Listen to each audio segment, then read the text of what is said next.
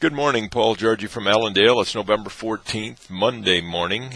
Grain markets have been quiet yet choppy overnight. The market's 5 o'clock this morning. We were higher, and really the only reason we could find at that time was short covering. And then by 7:15, markets closed unchanged, but it traded lower in the meantime. So choppy market within a trading range, and a lot of the commodities seem to be finding themselves in a trading range right as we speak. Now the dollar is stronger. We're up about 45 to 50 cents in the dollar. Crude oil's down about $1, and stock markets and stock indexes suggest a lower trade there today.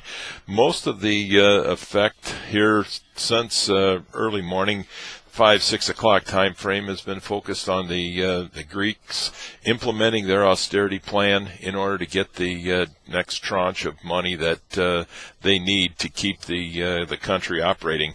Also, news out of Italy that the Berlusconi has resigned. They've got a new Prime Minister, Mario Monti, who's an economist. The hopes there is that he will bring the economy back into line.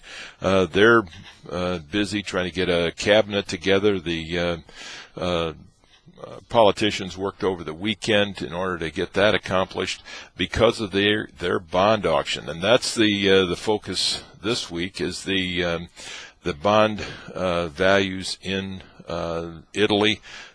Last week they were right at 7%. Seems to be a critical number. Trade of over the 7% area would not be good, because that's where the government borrows money at that rate, and that is the higher rate creates more problems. And it looks like this Eurozone situation is not going to go away. It's going to continue to affect grain prices here in the United States. Also, news and concern over French banks here this morning. Portugal released some economic data that shows that they're still in deep in a recession.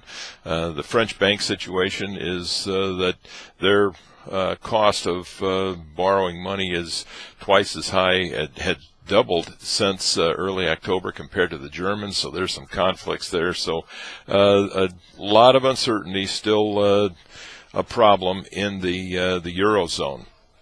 As far as things that directly affect agricultural markets, weather in South America is good. Crops seem to be getting in the ground. A few areas they're calling for less moisture than was forecasted earlier. Still some moisture and not a drought situation at all in South America, in Argentina and Brazil. The cash markets here in the U.S. continue to stay firm. We expect that basis will continue to strengthen here as we get into the last week in November, first week in December. Historically, the best basis is around that December 7th time frame, so we see no difference there. Farmers right now completing harvest and putting the grain in the bins, closing the bin doors, and not making any sales until they need to here after the first of the year. They may start delivering grain here toward the middle of December, however.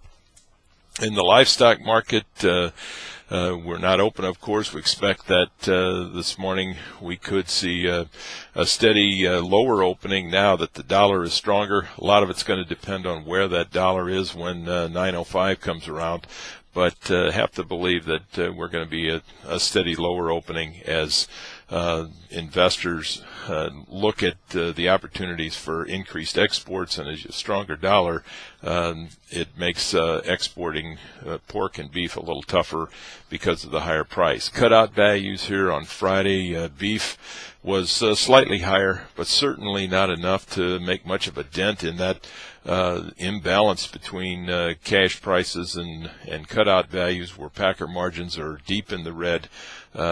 Something that is going to have to be addressed at some point in time here. We need to either get this cash product stronger, or we're afraid that we could see some weakness here in the cash cattle prices. In pork, slightly lower there on the cutout values. the futures market, expect that it will open steady to a little lower in line with investor attitude. And pork's problem is the next few weeks demand is going to be featuring turkey, as the retail counters will take up space for turkey rather than pork and beef. So we've got some issues here for the next couple of weeks as we go into the Thanksgiving holiday.